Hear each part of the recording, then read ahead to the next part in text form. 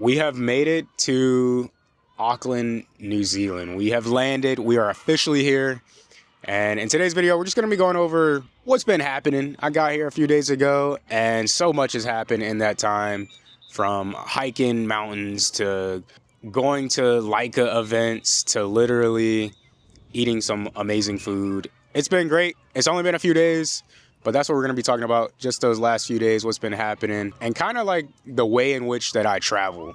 You know, to give you guys like a little backstory, I don't plan anything. I pull up to these places and let it unfold naturally. So before we begin any further, let me show you guys where we're at. We are, like I said, in New Zealand. We're in Auckland right now. We're at a nice little park, not too far from my accommodation. If you guys see that tower in the distance, that's basically where I'm staying, like where I walked from.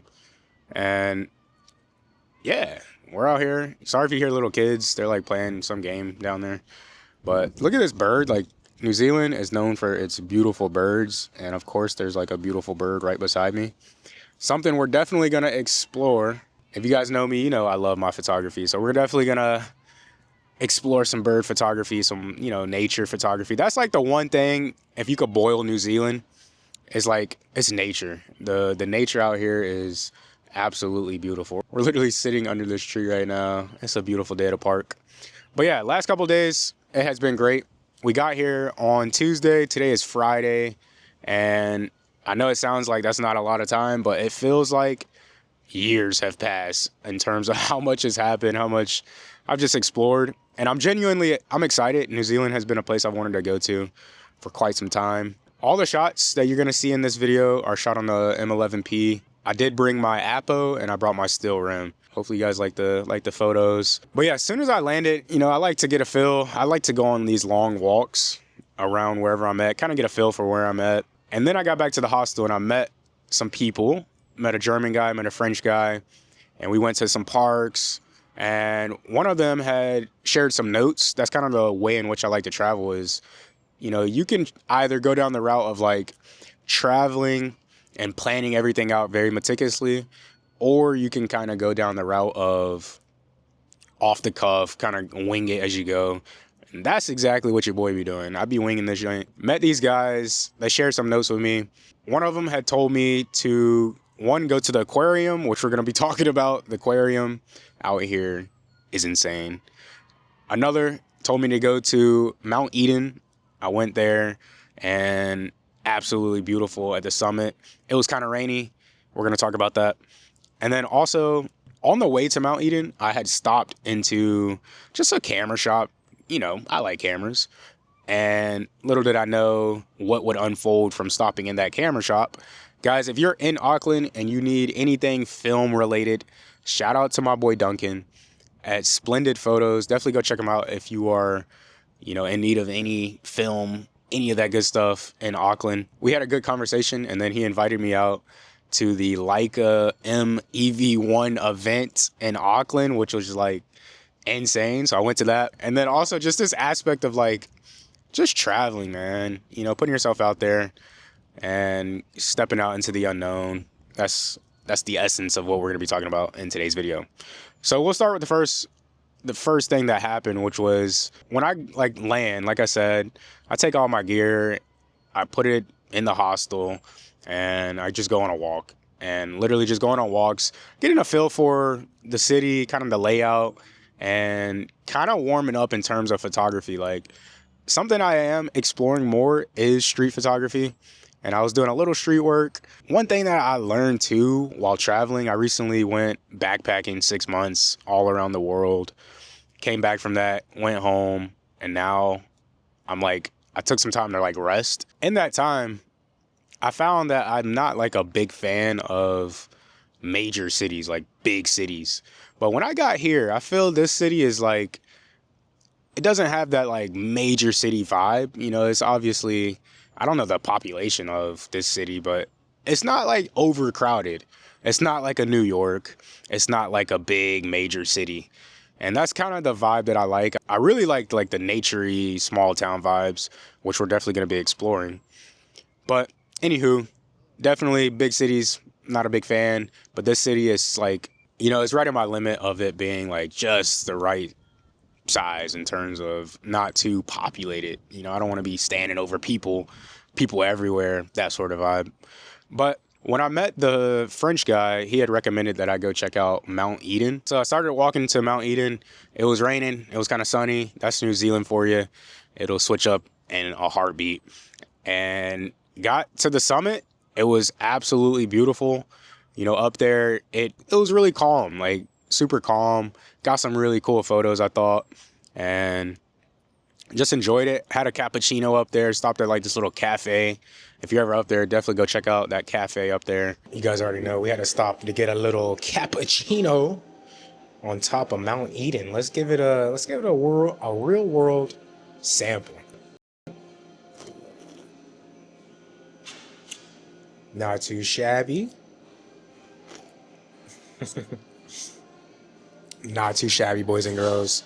Honestly, initial impressions of New Zealand, I'm really digging it. It is a chill vibe. Let's just say it's a chill vibe. I'm liking it out here. I've only been here not even 24 hours. And I'm liking what I'm seeing. And literally while walking to Mount Eden, I stopped into that camera shop, like I said, splendid photos, and literally met Duncan, super chill guy. We had a great conversation. That's something I want to explore is film, and that's kind of the ethos of his shop is like all film related. He invited me out to this Leica event, to the Leica M EV1. And if you guys aren't aware, Leica just released a new camera that kind of sent shockwaves through the Leica community. You know, at its heart, the Leica M is a rangefinder camera. You're looking through optics whenever you put the camera up to your eye. And they just released this new camera where it's a EVF, you know, electronic viewfinder. You know, when it first initially released, I was like, you know, this is kind of interesting. I could see the use case for this. People with bad eyesight, kind of more accessibility for the broader markets. And maybe it'll usher in a new class of people that use the M. For me personally, I like shooting with the traditional rangefinder. But I did get my hands on it. I went to the event. It was phenomenal. It was great. Met some really amazing people. And with the event, they obviously had the M EV1s, and I got to test them out. I was testing out the new EV1, which I had like, that's why I like traveling, bro. Just like bringing it back. You never know what you're going to get into. Like if you would have told me I'd be at a Leica event testing out the new EV1, I'd be like, bro, what are you talking about? So I was testing it out, taking some shots, and it felt very like, it feels very familiar if you shoot on a rangefinder, if you shoot with the Leica M already.